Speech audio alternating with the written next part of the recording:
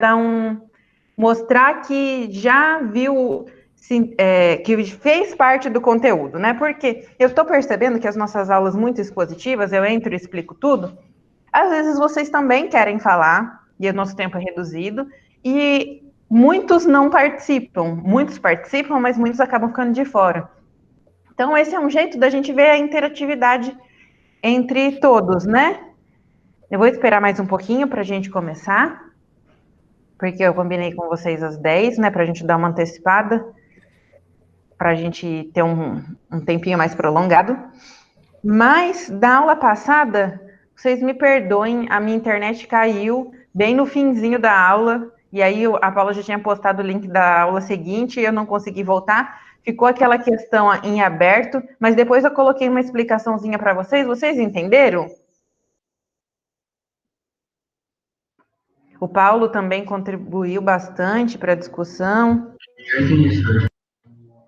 O Bruno, que foi quem me mandou aquela imagem também, que eu acho que...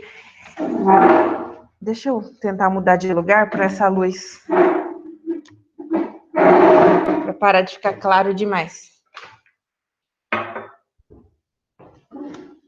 Ah, não é claro de um lado, é claro do outro. Vamos para cá, assim, metade do caminho. Ruim também, né?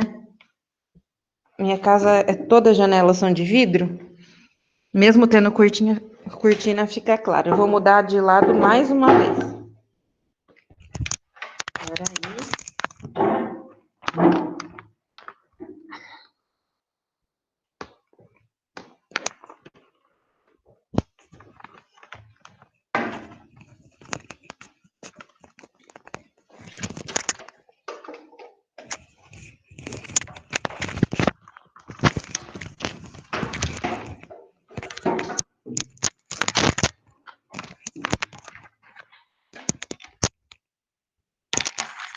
Ai, é muito fio.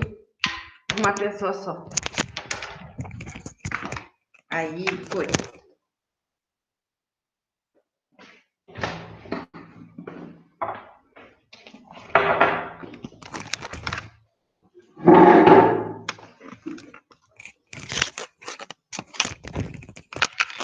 Estou aqui hoje muito bem acompanhada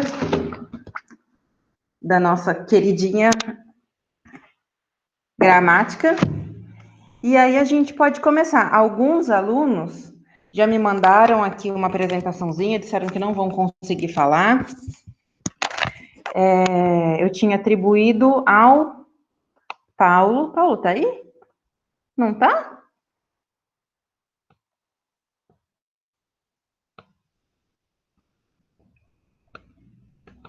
Ixi, o Paulo tá bem? Aconteceu alguma coisa com ele? Ele nunca falta? Eu estava comentando, para quem não estava escutando, que a aula de hoje é para vocês interagirem, não precisa se preocupar com a apresentação, não estudei muito de véspera, é realmente pouquinho conteúdo, é só para cada um fazer um pouquinho a sua parte. Tudo bem, Melissa, se você cair, acontece. A minha internet também não está maravilhosa. Mas vamos, então, começar, pessoal? O Paulo não está aqui. Deixa eu ver aqui com a Paula se ela sabe.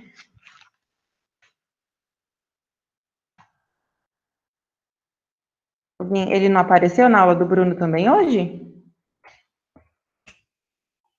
Eu acho que apareceu sim, senhor. Será que ele está achando que é só às 10h15?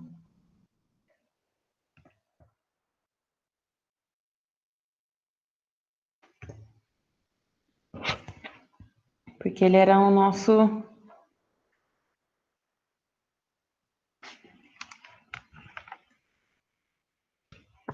primeiro aluno aí da nossa apresentação, né?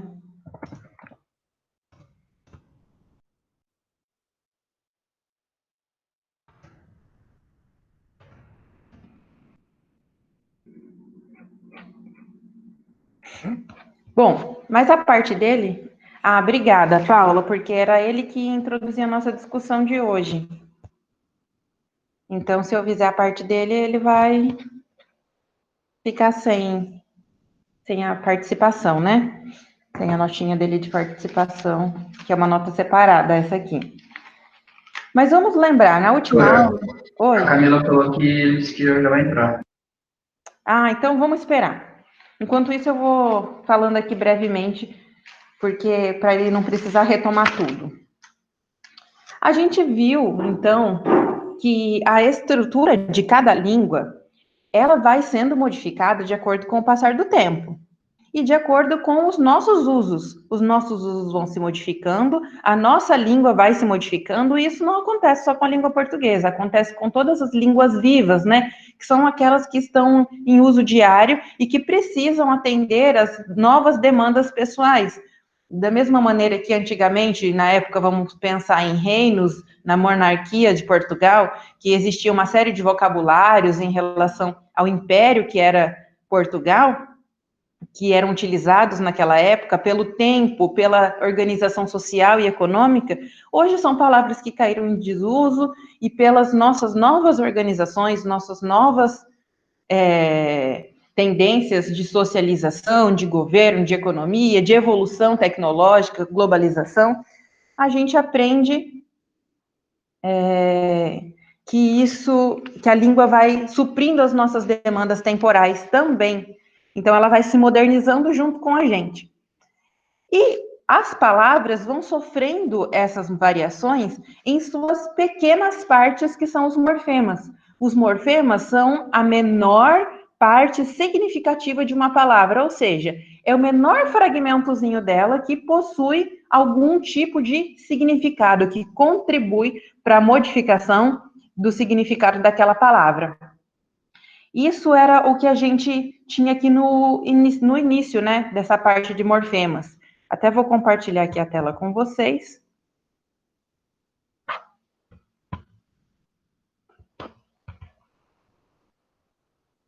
Deixa eu colocar aqui.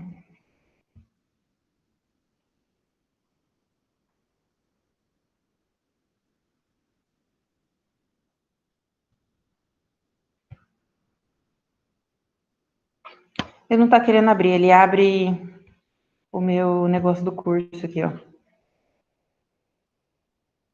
Agora vai abrir.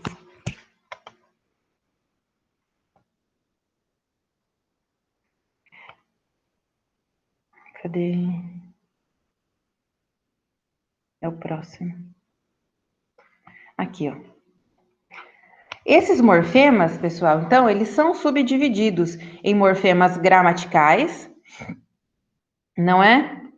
E morfemas de significação interna ou lexicais. Os gramaticais correspondem a mudanças que alteram gramaticalmente os aspectos gramaticais da palavra, né?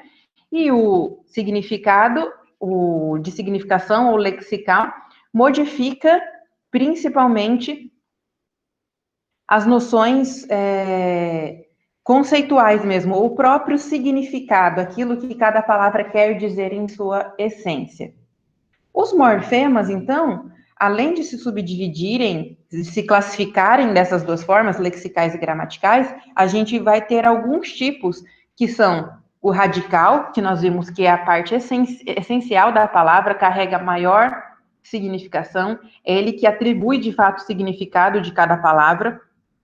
A vogal temática, que é responsável aí pelo tema de cada palavra, junto com o radical e a vogal temática, nós temos a construção do tema. E foi aí que eu lembro que surgiu aquele impasse do marinheiro, né? E aí eu acho que ficou bem visível para vocês que, apesar da vogal temática ser o, a gente tinha a desinência, o eiro, que era da profissão, o eire, que era da profissão, a gente tinha o primeiro radical, que era o mar, o segundo radical, que era marinho, que ia vão fazendo os processos e vão surgindo novos radicais que vão predominando e se perpetuando para outras palavras, né? Nós também temos a vogal temática, os afixos, que nós veremos na aula de hoje, e as desinências. Não é? Paulo já chegou? Ainda não?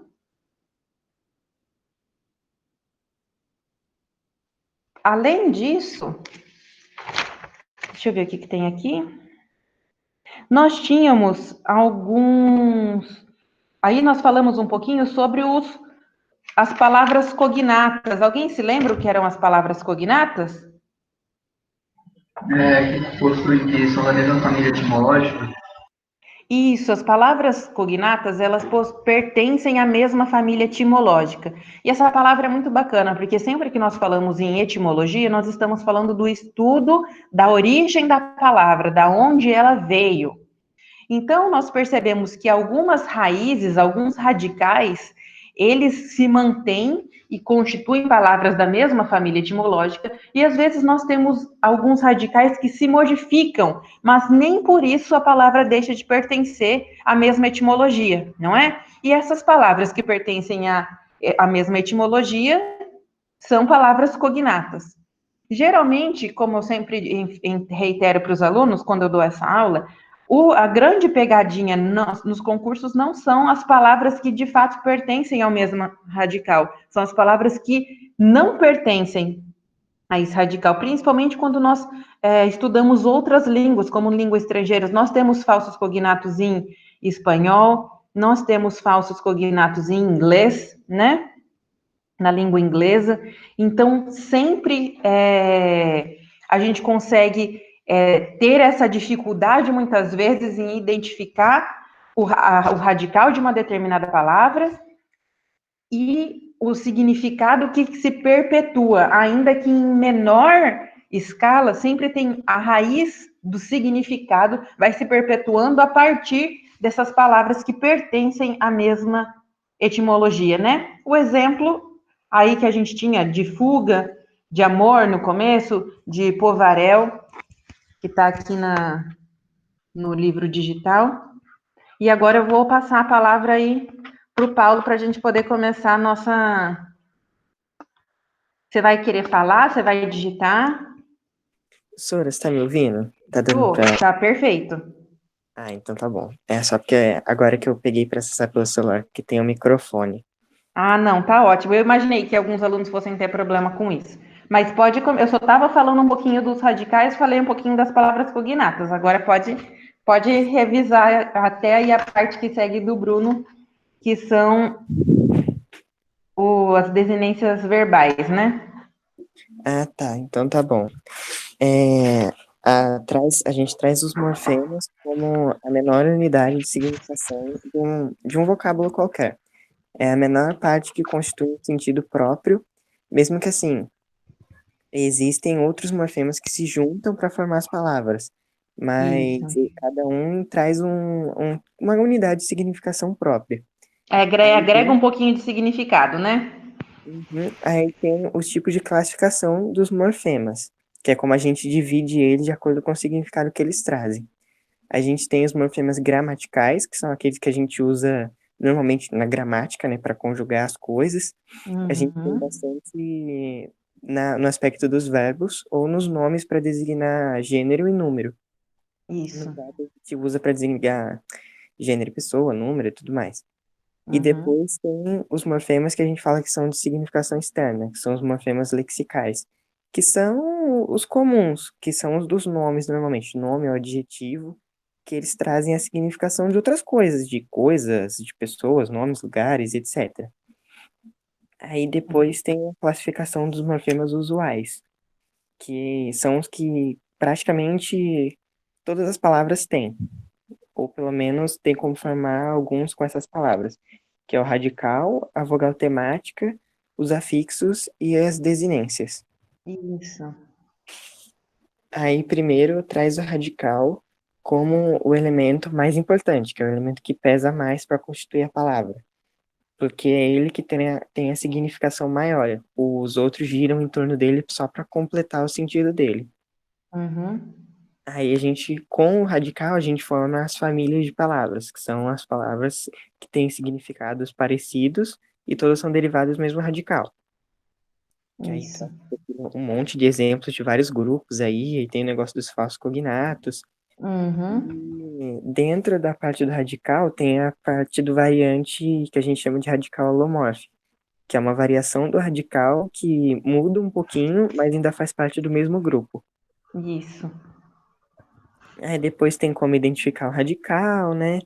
E aí a gente entra na vogal temática, que é o elemento que a gente vai usar para distinguir em grupos normalmente na gramática, que tem, por exemplo, as dos verbos que fazem as conjugações, que são o a, o, e e o i, e as dos Isso. nomes, que são o a, o, o e o e, que aí entra em adjetivo, substantivo e essas coisas. Uhum. Pode continuar ainda? Pode? Então tá bom.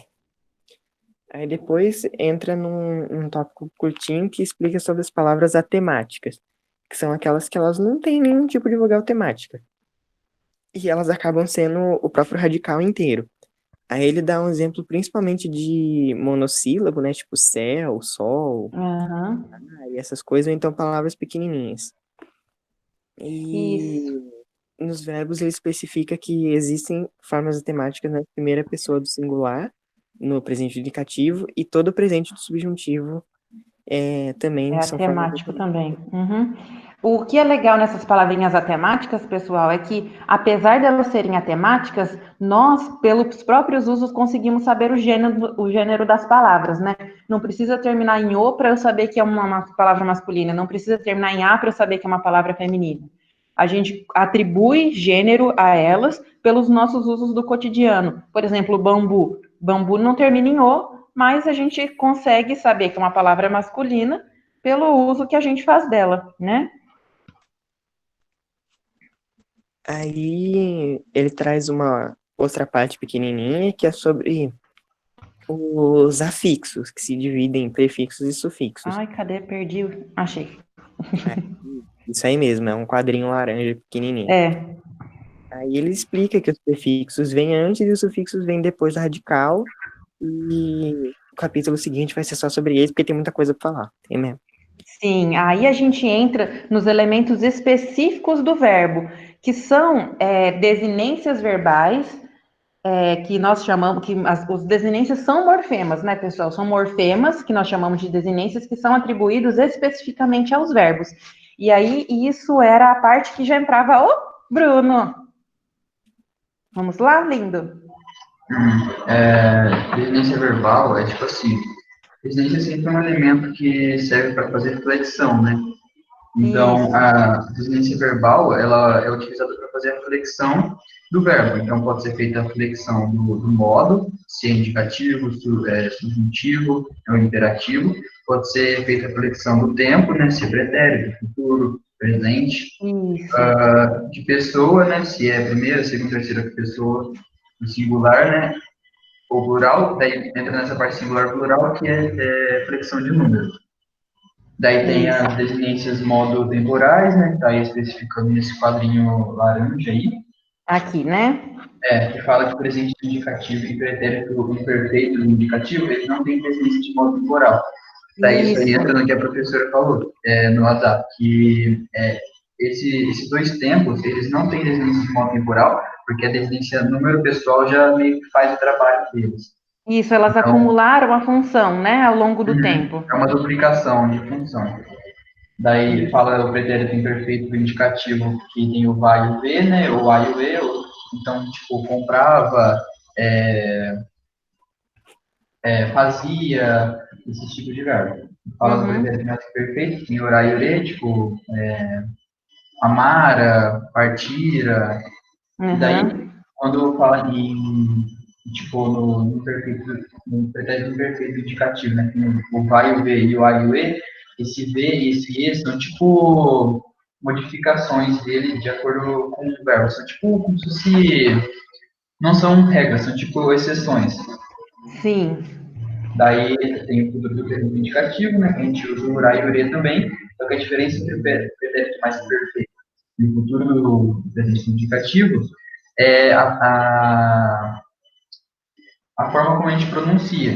Tipo assim, quando a gente fala comprar, a gente pode ver que é um pretérito mais perfeito, porque esse irá é uma sílaba átona. Agora, quando a gente fala comprará, a gente vê que é futuro do presente, porque a sílaba ra é tônica. É a tônica, exatamente. A variação da sílaba tônica determina o tempo e o modo verbal, né? Uhum. Daí tem o futuro do pretérito, do indicativo, né? Que é ia ou Uhum. ir, tipo, faria, que nem tem um exemplo ali mais pra frente, amarias. Presente do subjuntivo, que a gente usa o E para a primeira conjugação e o A para a segunda e terceira conjugação. Então, exemplo, quando a gente pensa no verbo amar, Uhum. quando a gente vai conjugar no presente subjuntivo, fica tipo que eu ame, né, para a primeira conjugação. Muda. Uhum. Amar. Agora, quando é segunda e terceira conjugação, tipo partir, o final fica, tipo, que eu parta. Modifica, exatamente. É Aham. engraçado que quando nós estamos ali nos primeiros anos do fundamental, as tias sempre falam para a gente decorar o fim, não é? Que todos Uhum. os verbos vão sempre terminar igual. Então a É. gente aprende que é só pegar o radical e mudar o fim para a gente saber o tempo verbal que a gente está conjugando. Esse é um trabalho que na época a gente não consegue associar à morfologia, mas ela já está mostrando para você qual é o radical e quais são as possíveis desinências que mudam, né? Uhum. Daí continua falando do tempo, do modo imperfeito, né, do subjuntivo, Aham. que termina com SSI. Então, eu acho que um exemplo poderia ser usado, tipo, que eu partisse, pode ser usado isso, ou, tipo, Isso. Uhum. que indica uma possível ação.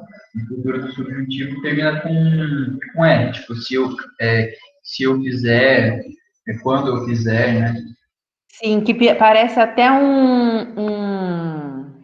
se assemelha por terminar em R às nossas formas no infinitivos, né? Mas aí a gente Uhum. tem a parte dentro do verbo que é conjugado, porque o verbo é querer e a gente muda para quiser, né? Sim.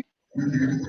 Daí tem essa observação 1, né, que fala que o presente indicativo e o pretérito perfeito, eles não têm descendência de modo temporal, porque as descendências do número pessoal têm sua duplicação de função, elas já absorvem essa função.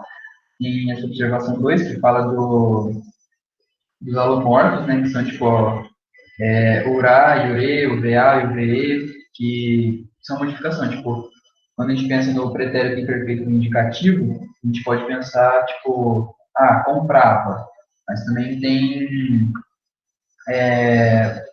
variações, né? Não sempre vai ser E com o muda VA, para E. pode Uhum. ser com o V.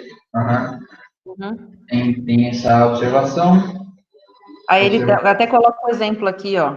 Sim, que fala sobre o amariez, né? Que termina Uhum. em IE, no caso do futuro do pretérito indicativo.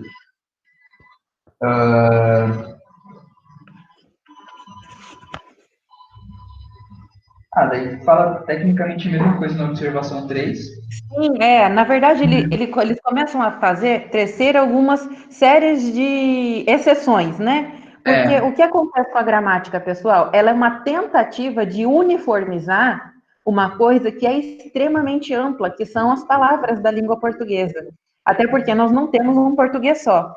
Então, ele pega a maior parte da palavra e estabelece uma regra de como elas se encaixam. Só que sempre existem aquelas que, pela sua etimologia, pelo processo histórico de formação, foram se modificando e não conseguem mais se enquadrar aqui. Então, essas observações são sempre para mostrar para vocês que existe a possibilidade de que uma determinada palavra, um determinado verbo, aqui no caso, não se encaixe dentro daquilo que a gramática prevê, tá? Então, essas observações são sempre com o intuito de mostrar que existem exceções. Se você... e a observação 4 fala tecnicamente o que a senhora falou, que tipo, essa denominação, né, de desinência vai de acordo com a conciliação, né, de tudo que cada especialista fala. Isso, e o mais que a gente precisa sempre se focar é que não existe nenhum acordo entre os próprios gramáticos, muitas vezes, em relação à origem de uma determinada palavra, em relação ao tipo de desinência que é atribuído a determinada palavra, se é de número pessoal ou se é de modo temporal. Então, fica muito a critério de quem a gente adota como padrão. E é por isso que em concursos, em vestibulares, vocês já perceberam que sempre eles colocam um gramático lá para ser a referência?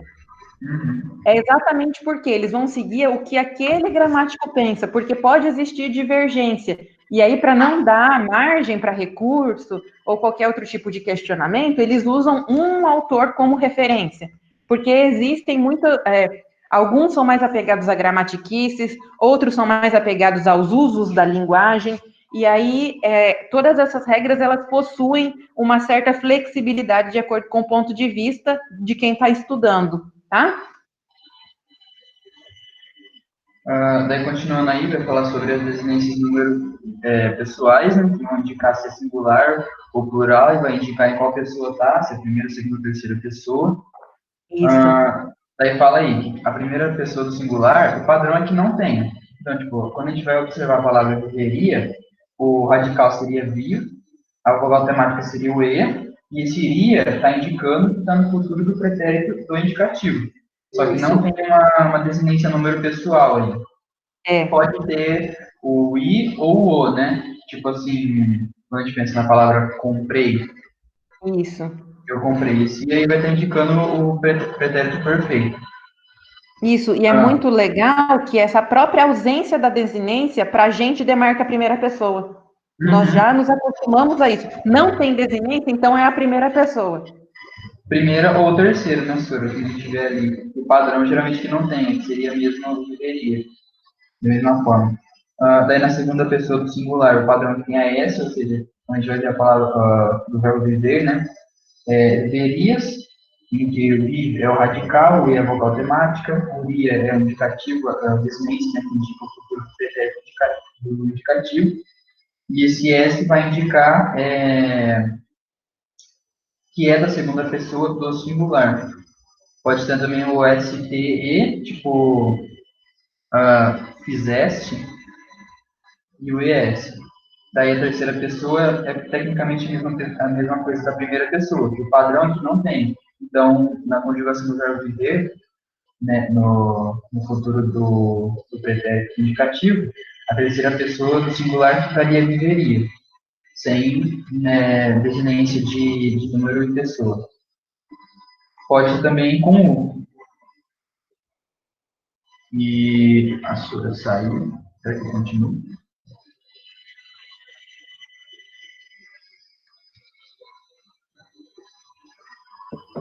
Eita. Eu vou esperar, né? Espera. Já ela volta. Acho que ela só apertou o xizinho. Boa net caiu, sim. Nossa, sim.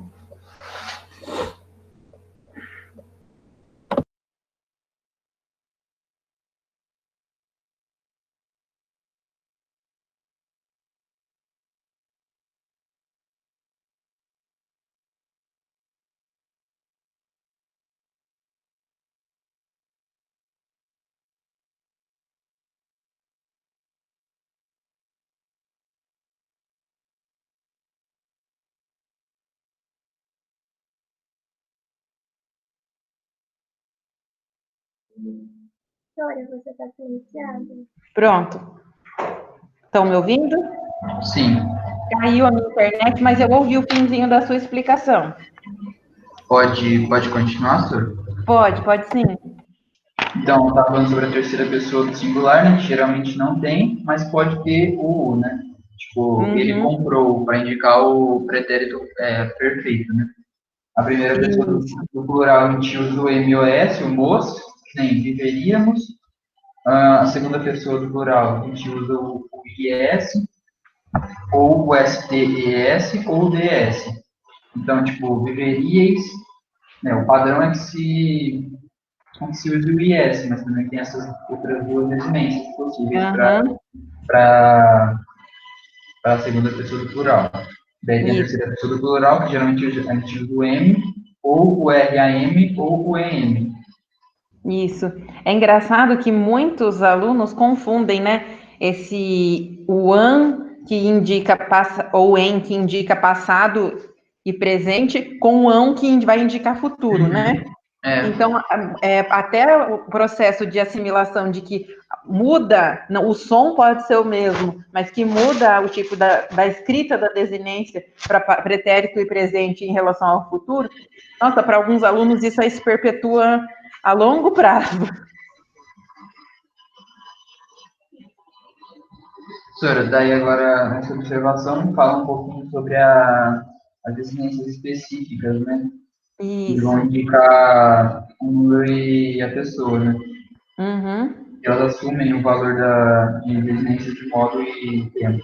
Tipo, a MEI, assim, e aí ele vai estar indicando o pretérito perfeito, né? Vai estar indicando que é a primeira pessoa do singular, mas ele também tem essa característica de indicar que é o pretérito perfeito. Tem vários exemplos aí, como o verbo amar, Isso mesmo. e fala um pouquinho sobre o futuro subjuntivo, que é aquilo que eu tinha falado, sobre quando eu fizer, quando tu fizeres, né? Que vai seguir Isso. bastante essa, que é aquela coisa da absorção da função, que a Uhum. residência de número de pessoa também vai indicar o tempo e o modo, né? Tipo, quando tu fizeres, quando eu fizer, vai seguir as desinências de número de pessoa vão indicar as modos temporais. Daí, pessoal, para encerrar esse capítulo, eles traziam as formas nominais dos verbos. E essas formas nominais, elas também apresentam os seus elementos mórficos, ou seja, elas também possuem marcadores, morfemas marcadores, de que o verbo está sendo apresentado nessa forma nominal. O primeiro deles, que é o infinitivo, nós vimos lá que tem as vogais temáticas, né? Os verbos terminados em ar, er e or, ar, er e ir, e o or, que vai entrar em segunda pessoa, são de primeira conjugação, segunda e terceira conjugação, respectivamente. Os verbos terminados em NDO, nós temos esses morfemas que marcam que o verbo está na forma nominal gerúndio, amando, partindo, e representam sempre uma ação contínua que está acontecendo no presente, já vinha acontecendo e se perpetua no presente. E as formas nominais chamadas de particípio, que são terminadas em do ou to. A gente tem geralmente a gente fala em ado, em ido, né? Porque também tem essa vogal que acompanha aí, que indicam que uma ação já foi concluída no passado. Essas formas nominais, com certeza nós veremos mais para frente, elas mais aprofundadas, porque elas fazem muito parte da análise sintática, principalmente em locuções verbais. Mas é interessante que vocês saibam que essas formas nominais possuem também os seus morfemas marcadores, tá? As suas desinências marcadoras. Certo? Os exercícios, a gente vai voltar para fazê-los, mas vamos dar continuidade no conteúdo, na parte teórica, indo lá para o próximo capítulo, falando sobre os afixos. Quem era na listinha que ia falar sobre afixos? Sora, que lista é essa? Aqui está no Classroom. Essa aqui, ó. Vou até colocar aqui para você ver. Eu deixei a atividade, coloquei no grupo, e cada um tinha um pedacinho para discutir hoje na aula.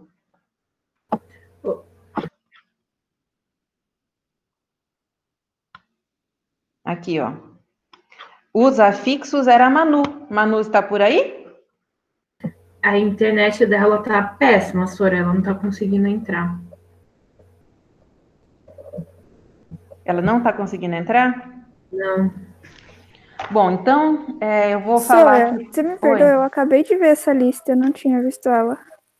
Ah, é a Ju, né? Não tinha visto. Tudo bem, Ju, se você não puder falar, a gente discute a sua parte, não tem problema. Ô, Sora, Oi. minha parte, eu sei explicar até uma parte, porque a outra eu entendi, mas não sei explicar. Não, Se mas quiser, aí eu te até tento. ajudo. Não, Ah, eu tá. te ajudo. A gente vai se complementando. Isso, eu quero só que vocês tentem. Tá. No próximo capítulo, pessoal, na página 485, nós começávamos falando sobre afixos. Vou até colocar aqui a tela. Aqui, ó. E os afixos, pessoal, são elementos mórficos, ou seja, são pequenos morfemas que vão agregar significados. E dentro dos afixos, a gente tem afixos que vêm antes do radical, ou seja, antes do significado principal, que nós vamos chamar de prefixos, e esse pré vem de pré, né, algo que vem antes, e sufixos que vêm depois do radical, no finzinho do radical, agregando significado também, tá? Dependendo da natureza desse afixo, ele pode mudar a natureza da palavra, ou seja, se é um prefixo, muitas vezes, por exemplo, o prefixo re, ele vem antes de um radical e ele vai fazer com que a ação expressa pelo radical seja reiterada, ou seja, ela vai ter que ser feita de novo, como, por exemplo, refazer.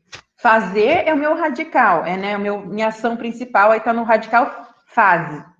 Aí o e, aí tem a desinência, a vogal temática aí do verbo no infinitivo. Refazer é um prefixo que indica que eu preciso fazer algo novamente. Então, esses afixos, eles possuem, geralmente, significações intrínsecas que vão modificar a significação inicial do meu radical, tá? E temos dois tipos, como eu acabei de citar, os prefixos e os sufixos. Lembro que eu tinha estabelecido alguém para começar a falar dos prefixos, era o Alan, ok? Você pode contribuir? Alan? Ah, o Alan vai digitar, olha aqui, pessoal. Ele está falando que os prefixos... Pré é prefixo, sim. Mas está dentro dos afixos. Os afixos são um conjunto, né? São uma divisão dos afixos. Então, eles podem mudar o significante, o significado das palavras. Os prefixos vêm sempre antes. Pessoal, se é pré, ele vem antes. O próprio nome prefixo já tem o prefixo, né? Porém, juntos do radical, ele não vai estar separado, tá? No nosso português, eles podem ser de origem latina ou grega, porque é a etimologia das nossas próprias palavras, né? Da nossa própria língua. E é exatamente isso. Não tinha muito o que falar quando a gente introduz prefixos. E nós temos alguns prefixos gregos e latinos que são utilizados até hoje dentro da nossa própria língua, que era a parte da Ju. Ju, você quer ler? Você quer fazer alguma coisa sobre isso? Sora, eu acho melhor não, porque eu não li e é capaz de eu fazer alguma coisa que não é pra falar. Tá. Então me desculpa mesmo, não vi a lista. Não prestei Não, tudo atenção. bem. Pessoal, eu vou abrir aqui, continuar aqui expondo o material para vocês, ó. Quando a gente fala de correspondência ou correlação entre prefixos latinos e gregos, é porque existe muitas vezes prefixos que, apesar de terem origens diferentes, eles vão possuir o mesmo significado. Ou seja, são marcadores, morfemas diferentes, letrinhas diferentes, mas que vão ter a mesma intenção de significação.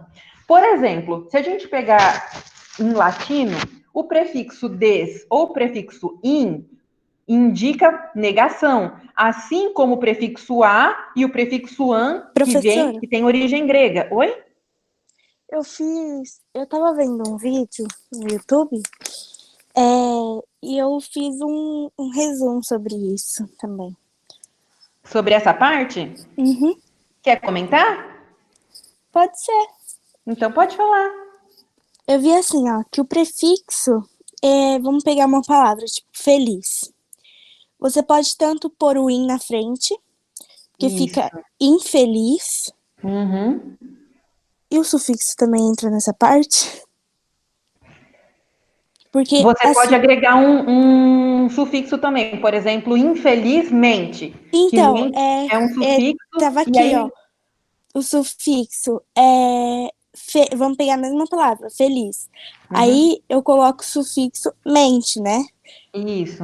Aí eu posso juntar os dois também, que ele não perde o sentido da palavra se eu tirar o in. Por exemplo, eu junto a palavra infelizmente. Eu posso tirar o in, que fica felizmente. Isso. Ou eu posso tirar o mente, que fica infeliz. Ou eu posso tirar o in e o mente, que fica feliz. Então não perde o sentido da palavra. O radical é sempre o mesmo, né? Sim. O que a gente pode sempre é agregar significados através dos prefixos ou dos sufixos. Essa correlação, pessoal, entre prefixos latinos e gregos é muito importante porque ela é a base da significação dos prefixos. Porque alguns alunos pensam assim, por exemplo, a gente tem o des, o in, o an e o an, que todos indicam negação. Mas a pessoa associa assim, nossa, mas se o des indica negação, o a não pode indicar negação, porque eu não vou ter uma duplicação de função para prefixos diferentes. Pode ter sim, porque as origens desses prefixos são distintas. Então, algumas palavras de origem latinas, para terem o aspecto negativo, vão usar o des e o in. Algumas palavras de origem grega, para indicar negação, vai ter associação com o prefixo a e com o an. Isso acontece com diversos outros tipos de prefixos. Essa lista é bem extensa, observem aí, vai até abaixo. E um que a gente usa muito, tá aqui, ó, o sub e o hipo, vocês estão vendo? Ó, subterrâneo e subnutrido indica que alguma coisa está baixa, que tem pouco, que é escasso. Assim como o latino hipo, que também indica que algo também foi suprimido, que tem pouco. Hipótese ou hipotensão, a gente também tem aquela doença, hipotireoidismo, que é a parte já da biologia, que eu tinha dito para alguém, que eu também tinha atribuído. Professora, volta ali rapidinho. Pode falar. O que é aquele lá, ó, do pró, o último, pró, antes que dá origem a proenzina? Aonde que tá? Ali em cima do braço. Página? Aí, não, ali. A última palavrinha. Aqui nos prefixos da biologia? Isso. Aqui, o pró? É. Aqui, nesse quadradinho azul, quem eu tinha colocado aqui para falar da biologia? Prefixos latinos, prefixos e a biologia. Melissa, você tá aí? Tá aqui, professora. Eu vou escrever também para evitar enrolar falando, porque poupa o tempo e eu vou ter que ir no celular também. Pode falar, Mê. Pode digitar. Ó, os prefixos vêm antes do radical, que a gente já tinha discutido, isso a gente já sabe.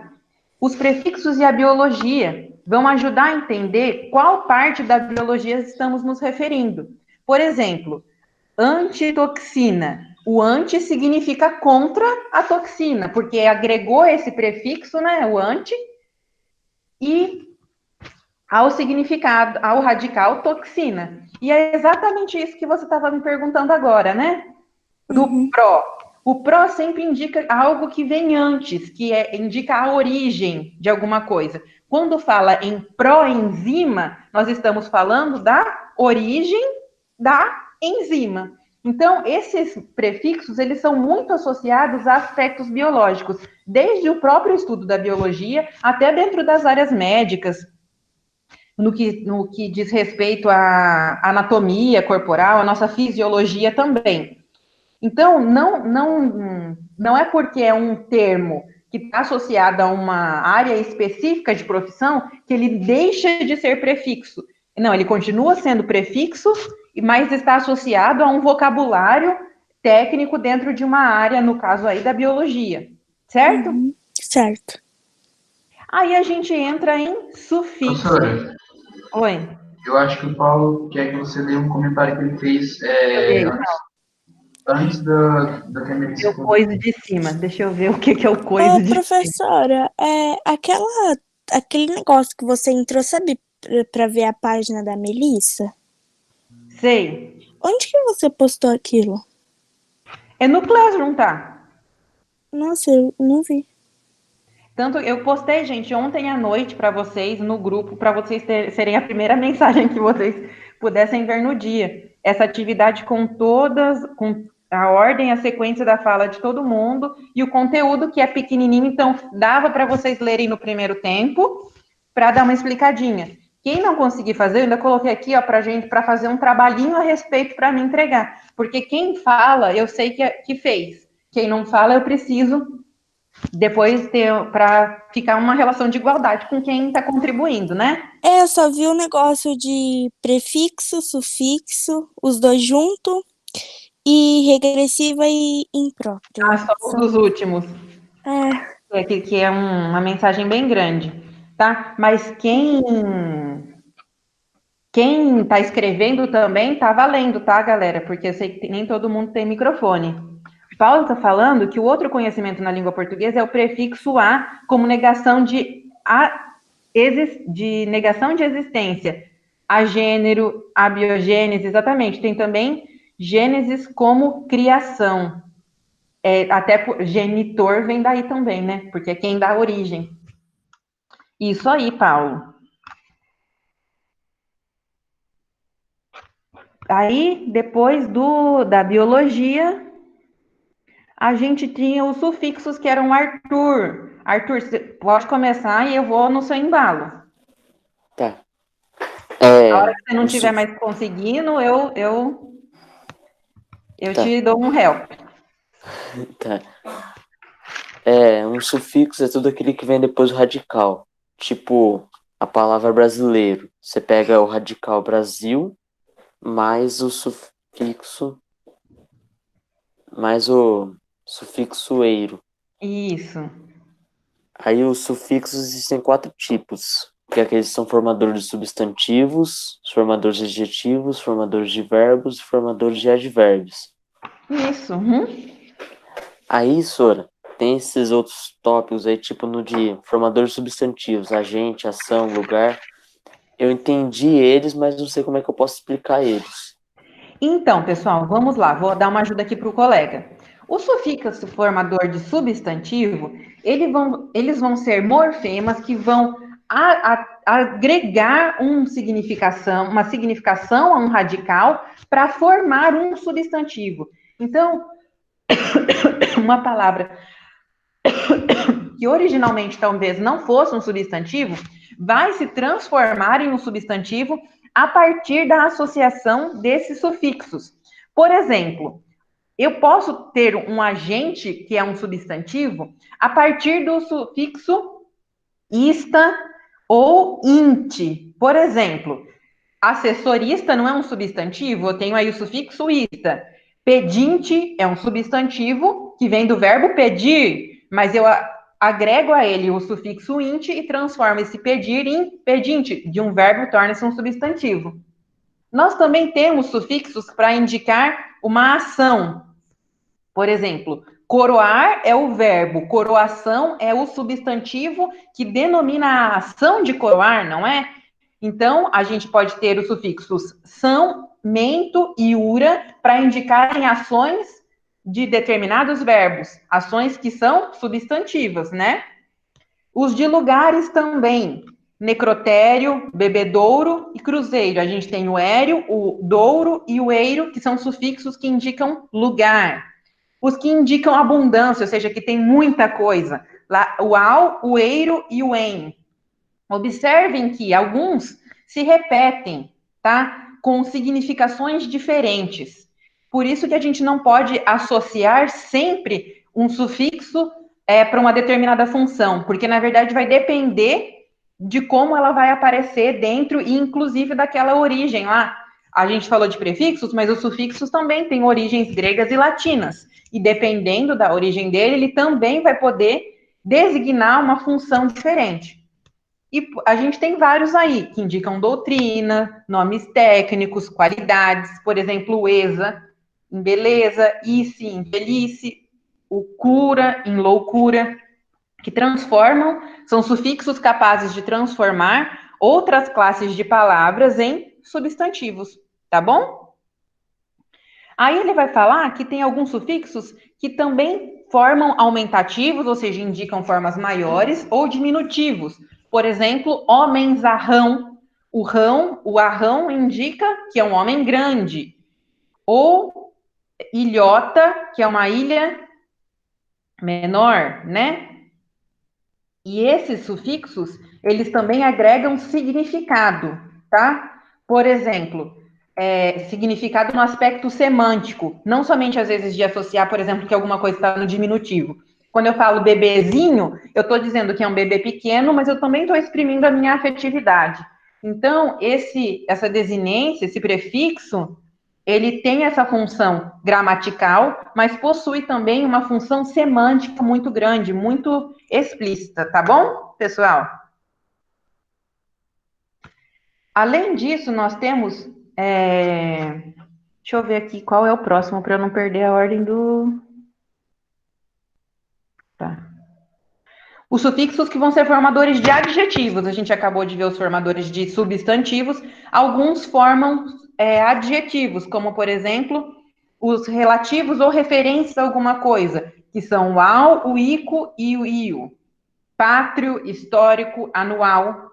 Os que indicam possibilidade, o véu e o isso, notável, exigível, quebradiço. Observem que todas as possibilidades, quando eu agrego esses prefixos, transformam as palavras em adjetivos, tá? Além dos sufixos formadores de substantivos, eu tenho os formadores de verbos, que geralmente são os responsáveis pelas formas que a gente estava vendo lá com o Bruno. O ar, er, or vão indicar as vogais temáticas, né?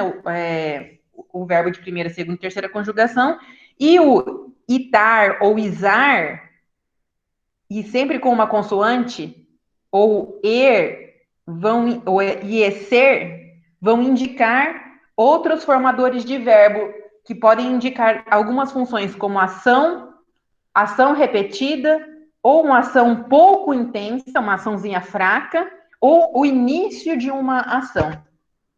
Esses sufixos formadores de verbo, pessoal, a gente precisa ter muito cuidado para não confundi-los com desinências verbais, tá? Porque eles vão ser sufixos. Alguns alunos ficam na dúvida, mas é um verbo e eu posso sufixar um verbo? Sim, pode. Ele pode ter a desinência e vai ter também o sufixo.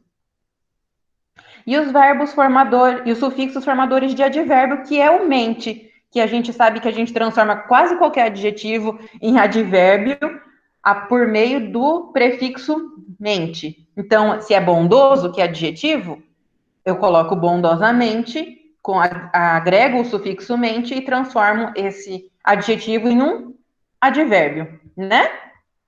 Ficou alguma dúvida aí? Não, Sora, deu para entender. Não, tranquilo. Isso é bem facinho. E por último, aqui nesse capítulo, nós temos as vogais e consoantes de ligação, que era a Maria Eduarda, não era? Isso. Era a Maria.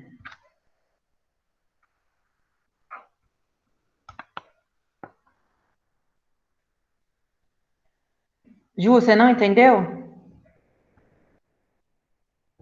Não, Sora, eu entendi. É que você perguntou se tinha algum problema. Eu falei que não. Ah, tá. A Maria vai escrever. Mas é a Marcone agora? Deixa eu ver aqui. Não é a Marcone.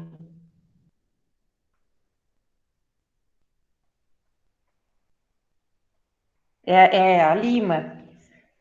Ah, a Maria não tinha visto a mensagem, então ela não vai explicar. Então eu vou entrar aqui para vocês. As vogais e as consoantes de ligação são muito interessantes porque muitos alunos as confundem com as vogais temáticas.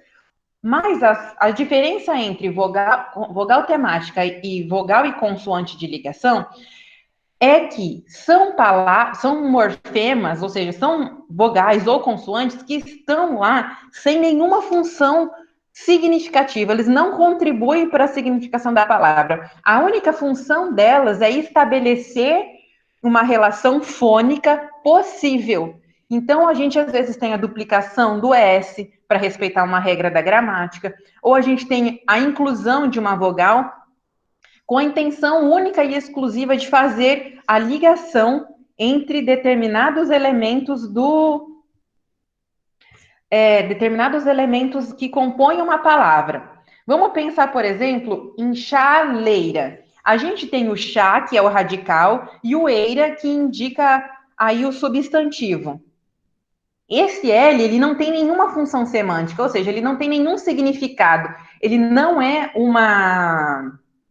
um morfema significativo, ele não possui nenhum conteúdo em si, mas ele está ali para conseguir fazer a ligação entre o sufixo leira e o radical chá. A gente precisa ficar muito atento nesse tipo de vogal e nesse tipo de consoante, porque eles vão evitar o quê? Que alguns hiatos aconteçam, alguns encontros consonantais que não são possíveis dentro da língua portuguesa, ou então evitar que juntem-se duas unidades de uma mesma letra, ou unidades que não têm compatibilidade sonora, ou para evitar a cacofonia. O que é interessante é que eles não têm significado, não atribuem, não agregam sentido nenhum às palavras, tá? Era a parte das vogais de ligação. E aí nós íamos, a gente tem só mais 25, mais 15 minutinhos aí, para a gente introduzir a formação de palavras. Eu vou deixar esse capítulo para a próxima aula. O que vocês acham? Acho Pode melhor, ser, senhora. Sora. Fica corrido. É porque senão vai ficar muito corrido. Pessoal, nós vimos nesse último capítulo aqui, nessa parte de prefixo e sufixo, esse é um conteúdo muito importante para vocês, tá? Eu gostaria muito de que, como tarefa, vocês fizessem os exercícios conceituais e contextualizados. Vou fazer lá ou os conceituais e os contextualizados, aí fica a critério de vocês, de tarefa, ou só os de aprofundamento. O que vocês preferem? Vai tudo, Sora. Então façam tudo. Ó, assim eu fico até orgulhosa. Tá? Paulo, se você quiser mandar no grupo, pode mandar o resumo do Mas processo pra quando, de Sora? palavras.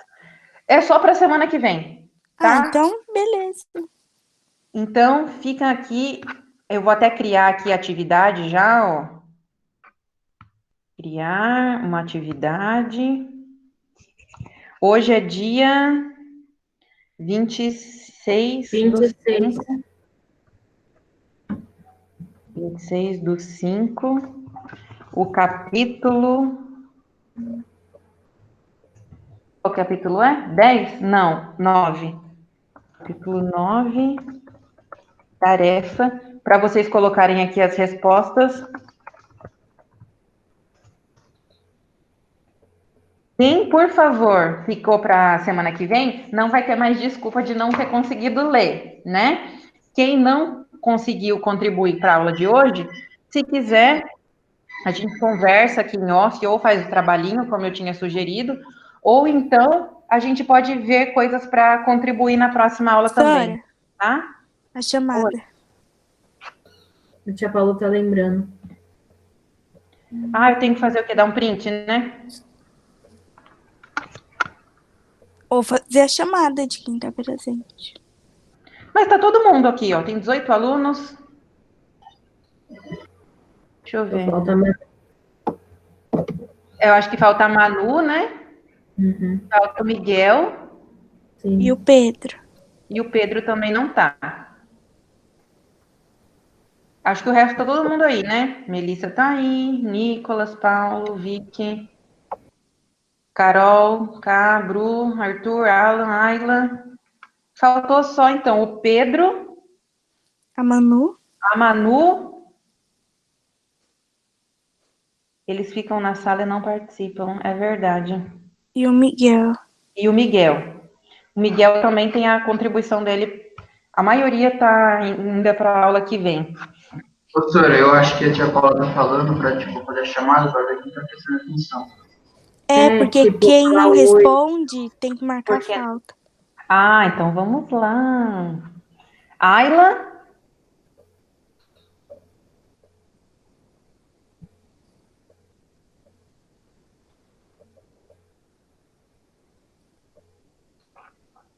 Ayla, off.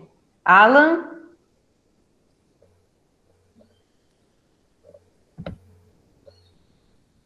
O Alan tá aqui. Arthur.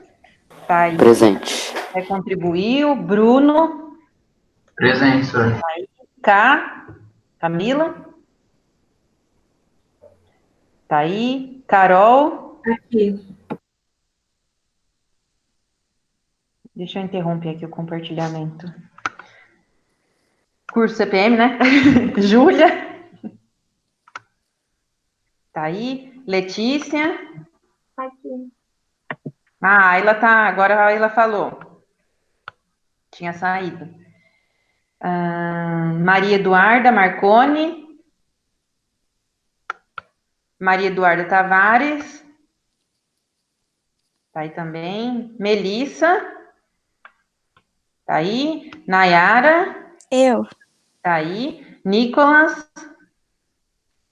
Presente. Paulinho tá aí também. Né? Vicky. Tá todo mundo aí, que orgulho. Quem tá, tá. Quem não tá, também não tá.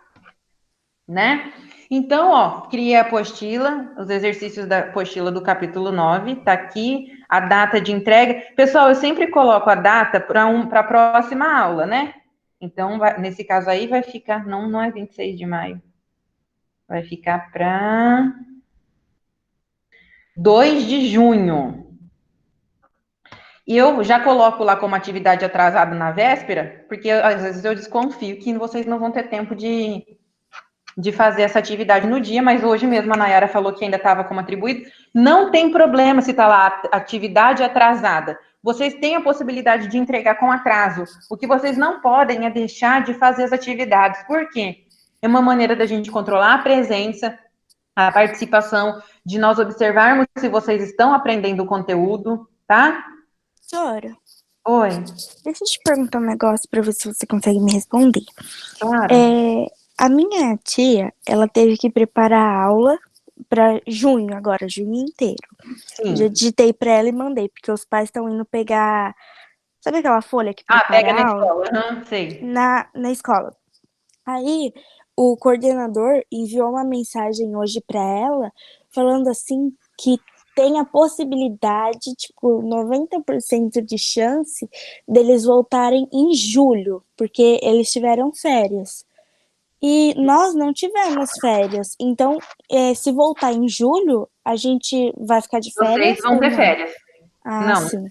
A gente manteve as aulas para vocês terem as férias no período das férias, entendeu? Aham. E Ah, se Deus sim. quiser, quando Porque. vocês tiverem férias, quando a gente voltar, aí voltar normalizando, porque se Deus quiser, depois que passar essas férias, as coisas em relação a essa pandemia já vão ter minimizado e a gente vai conseguir voltar aos poucos presencialmente. É o nosso desejo maior, porque a gente manteve as aulas de vocês para enquanto todo mundo estiver estudando, vocês terem a possibilidade de sair, de descansar, de voltar a ver o mundo.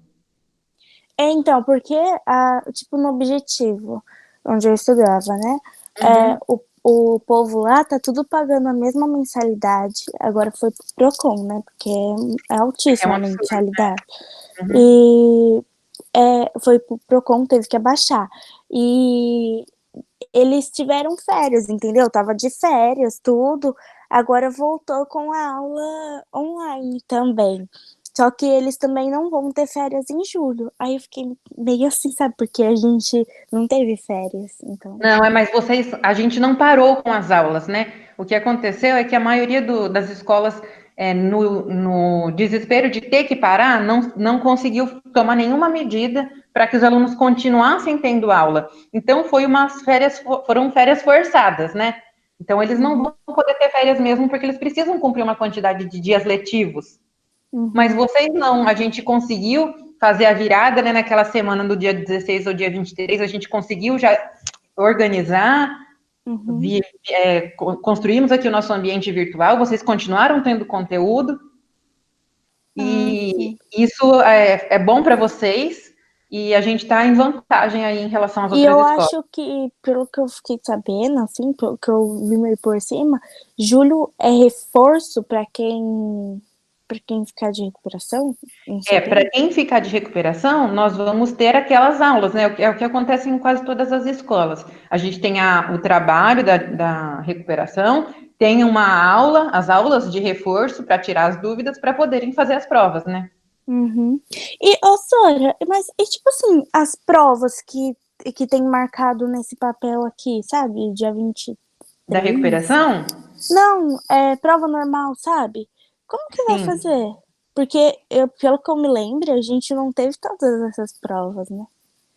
Não, acabou que a maioria de vocês não.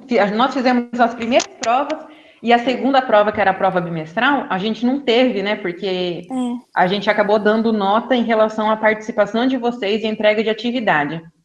Uhum. Mas dessa vez nós vamos ter as provas disponibilizadas como se fossem, eu acredito, simulados. Não vai ser isso, Paula?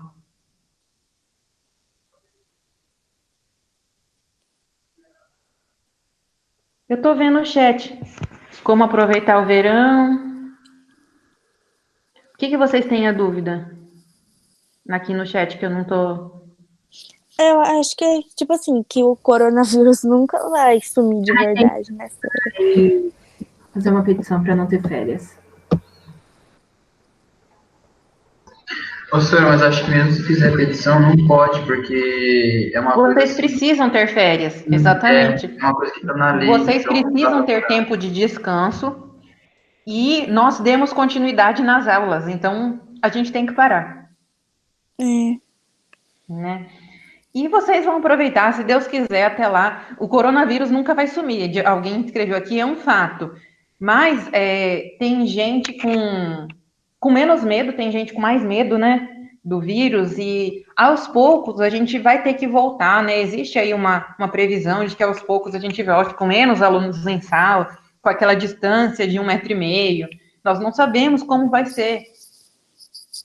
Mas o que vai voltar em algum momento vai.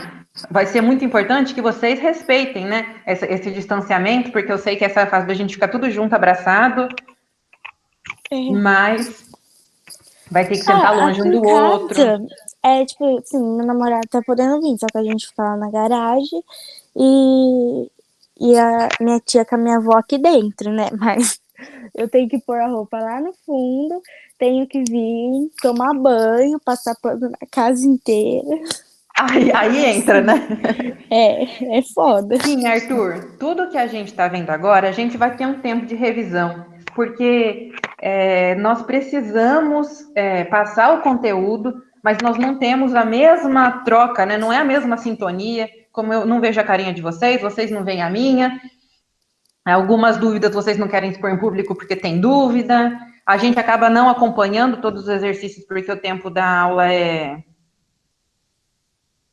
vocês veem a minha, eu que não vejo a de vocês. A gente não faz todos os exercícios, é mais a explicação. Então, com certeza, a gente vai retomar. As provas vão ser de 15 folhas, porque é uma revisão inteira. Mas eu acho que, gente, deem graças a Deus, assim, porque vocês são autônomos. Eu tenho uma filhinha que está no pré, e vocês não sabem o que é uma criança que está aprendendo a escrever, fazer aula online. Ai, senhora do céu, eu tenho uma aqui. Você sabe o que é isso.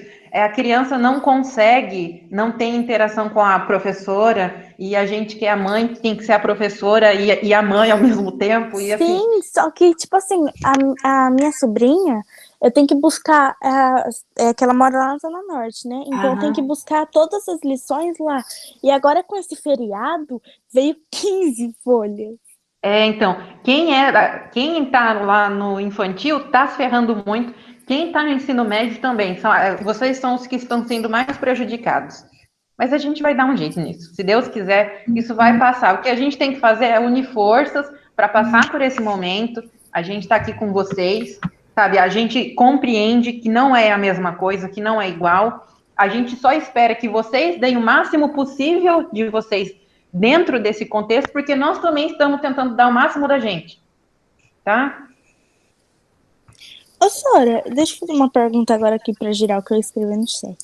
A apostila 1 de vocês tá, tipo, toda escrita? Tá tudo certo ou tem pedaços faltando? De quem? Tá falando da parte teórica ou na parte de a gente fazer anotação durante a aula, essas coisas assim? Não, tipo assim, os exercícios mesmo. De português? Não, de todas as matérias. Todos os exercícios feitos? É. Bom, para mim faltam alguns. Porque minha apostila 1 tá quase tudo assim, sabe? De português eu já acabei quase tudo. E história da arte também. Agora o resto tá, tipo, tudo. Gente, eu vou liberar vocês, porque eu acho que vocês têm outra aula a partir das 11h05, né? Gente, então fiquem com Deus. Tchau. Então, Tchau, Sora. quem não Obrigado falou pela essa aula, hein? aula... Não, a aula que vem fica o resto do pessoal, hein? Sim, senhora. Tá? Tchau, tchau. Tchau, Sora. Obrigado pela aula.